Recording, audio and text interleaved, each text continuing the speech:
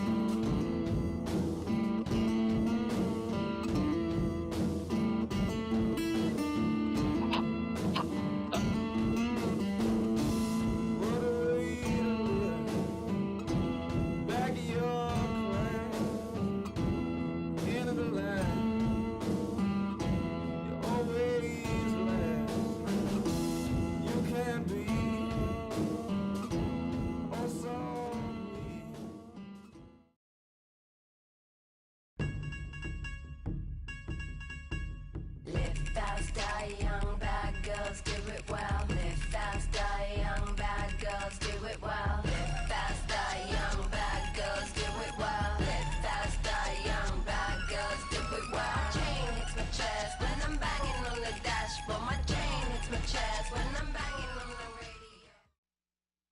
Well, that was Parallax, voted one of the best from the 243 classes, and you can clearly see why. Our next film is called Stockholm Syndrome, and it was chosen as the best short film in last fall's 243 class. Here with me now is Jacob Fletcher, who was the writer and director of the film. Jacob, thanks for being with us today. Thank you for having me. So this film has a really unique storyline, so I'd like to kind of know how you guys came up with it. Well, I think the constraint of the project kind of helped us figure out what we were going to do for it.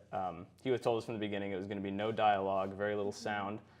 So we were playing around with this idea of having a non-human main character and bringing some kind of object to life to use in the film. And ultimately, I think that's kind of what gave birth to the idea that we had, and I think it worked out for us in the end.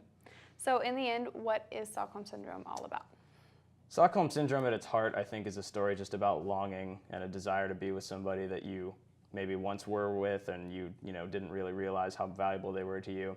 But on the surface, it's a completely ridiculous story about a sock coming to life and running away and trying to make his way back. So I think that's ultimately what its main strength is, too. So tell me about your crew, who was involved, and what were their roles? So my crew was myself, Haley Price, Kristen Rosenthal, and then our lead actor for the human character was Taylor Virtue. The nature with these short projects is we have a small crew and everybody kind of takes over, roles and shares different parts. So, but I would say that I kind of maybe led the production because I wrote the script and I directed and stayed behind the camera for most of it. So.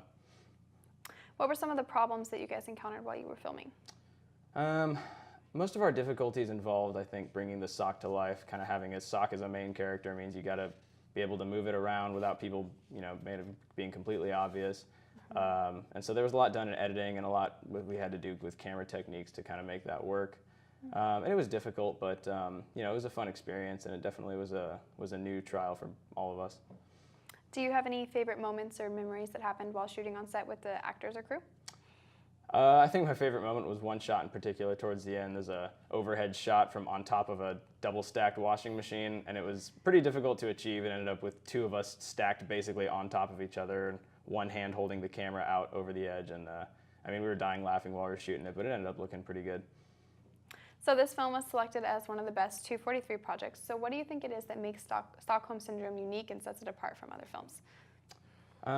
I think we tried to strike a balance between something that people are familiar with like the classic cliche of losing your sock and this romantic longing, but also it's very surreal in that the sock is actually coming to life, and so we tried to find a balance between that, and I think that's what kind of makes people at least find it relatable. So. Okay, thanks for joining us, Jacob. Yeah, no problem. This film definitely stands out above the others for its clever storyline and comical features, but now it's time to see it all put together. Here is Stockholm Syndrome, written and directed by Jacob Fletcher. Roll it.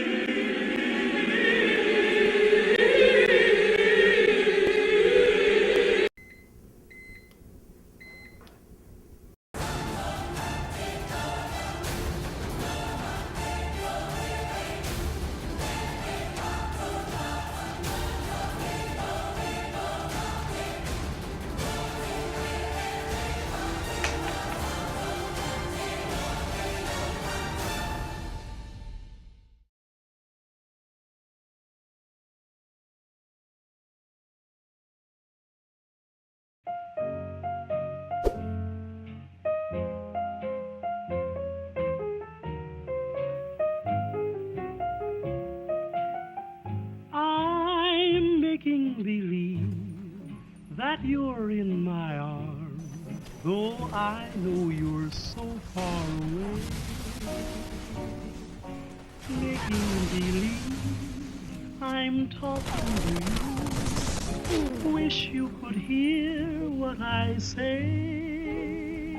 And here in the gloom of my lonely room, we're dancing like we used to do. Making believe is just another way of dreaming, so till my dreams come true, I'll whisper goodnight, turn out the light and kiss my pillow, making believe it's you. I'm making believe that you're in my arms, though I know you're so far away. Making believe I'm talking to you. Wish you could hear what I say. And here in the gloom of my lonely room, we're dancing like we used to do. Making believe is just another way of dreaming, so till my dreams come true, I'll whisper goodnight, turn out the light and kiss my pillow, making believe it's you.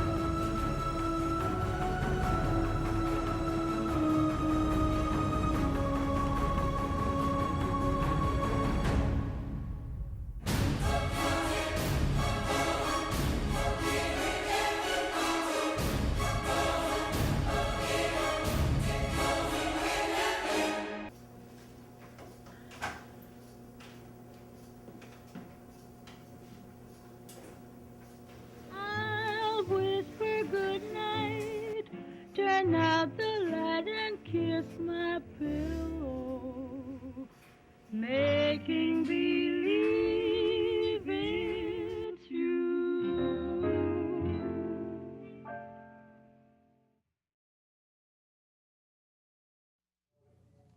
Well, that was Stockholm Syndrome, and I'm going to make sure to keep an eye on my laundry from now on. Thanks so much for watching this special Real Students, where we were able to really highlight all the amazing work that is being done in the 243 classes. A special thanks to Mackenzie and Jacob for being here with us. This was Real Students. I'm Greta Wall. Good night.